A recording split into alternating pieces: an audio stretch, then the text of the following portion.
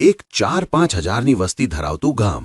ગામમાં બે જ પ્રભાવશાળી સમાજ, ભરવાડ અને દરબાર, અને આ બંને વચ્ચે હંમેશા અંદરખાને સ્પર્ધા ચાલતી.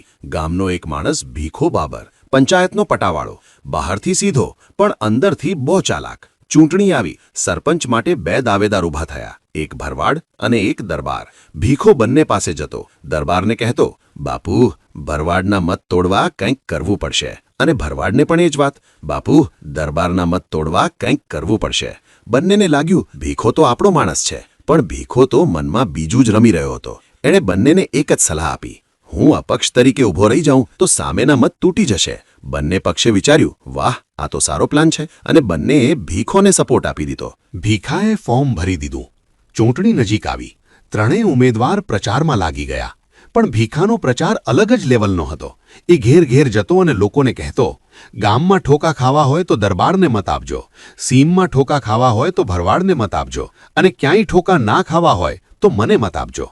ગામના લોકો સ્માર્ટ હતા. એમને સમજાઈ ગયું, આ બંને ઝઘડામાં આપણું નુકસાન, અને ભીખો ઓછામાં ઓછું શાંતિ રાખશે.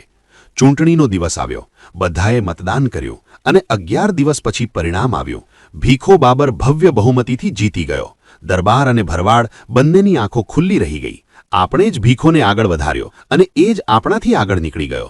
અંતમાં ચાલાક માણસ સાથે રમશો તો ક્યારે રમકડા બની જશો એ ખબર પણ નહીં પડે.